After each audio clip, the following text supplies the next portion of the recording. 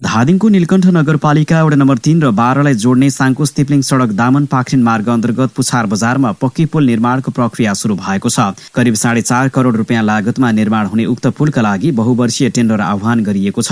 नीलकण्ठ नगरपालिकाका नगर प्रमुख तथा नेपाल नगरपालिका संघका अध्यक्ष भीमप्रसाद ढुङ्गानाको पहल समन्वय र खबरदारीपछि पुल निर्माणको प्रक्रिया अघि बढेको हो। नगर प्रमुख ढुङ्गानाले तत्कालीन बागमती प्रदेशका अर्थमन्त्री कुन्दन काफ्लेलाई स्थलमै अनुगमन गराउँदै पुल निर्माण शुरू गर्न दबाव दिनुभएको थियो। मुख्यमन्त्री इन्द्रबहादुर बानियासँग पनि पुल निर्माणका लागि पहल र समन्वय गरिएको थियो। केही महिना अघि मात्रै बागमती प्रदेशका भौतिक पूर्वाधार विकास मन्त्री डाक्टर दिनेश चन्द्र देवकोटालाई भेटेर यही आर्थिक वर्षबाट पुल निर्माण कार्य शुरू गराउन ध्यानाकर्षण गराइएको थियो। उक्त भेटमा मन्त्री देवकोटाले करिब 4 करोड लागतमा निर्माण हुने पुलको काम बहुवर्षीय टेन्डर मार्फत यसै वर्षबाट शुरू गर्ने प्रतिबद्धता व्यक्त गर्नुभएको थियो। अर्थमन्त्री प्रभात तामाङले बहुवर्षीय योजनामा समावेश गर्नुभएको हो। सोही प्रतिबद्धता अनुसार अहिले बहुवर्षीय टेन्डर आह्वान भएको हो। 3 करोड 78 लाखमा निर्माण सम्पन्न हुने उक्त पुलको लागि चालु आर्थिक वर्षमा 35 लाख रुपियाँ छुट्याइएको छ।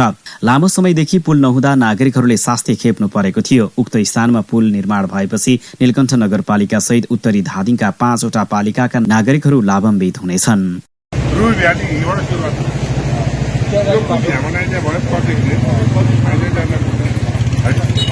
हाम्रो भनाइ चाहिँ के भन्दा त्यो पुल चाहिँ अहिले डिपिआर गर्नलाई 10 लाख रुपियाँ लाग्छ।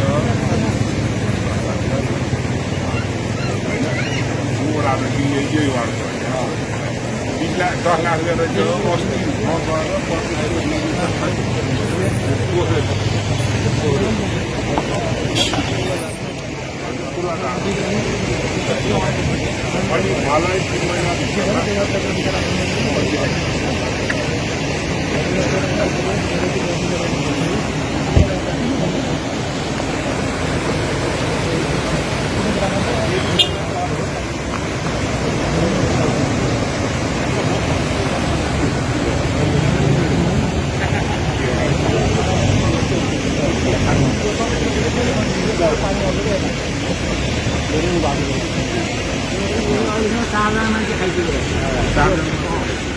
सचिव है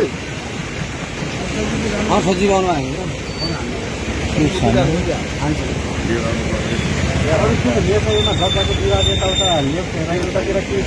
केही छैन भने यो हाम्रो नगरपालिकाले बनाएको कोरिडोर हो। यो कोरिडोर हो जम्मा अगाडि आधा घरको जम्मै सार्वजनिक हो। त्यो कहाँ बनाउनु हुन्छ अहिले म लेखेको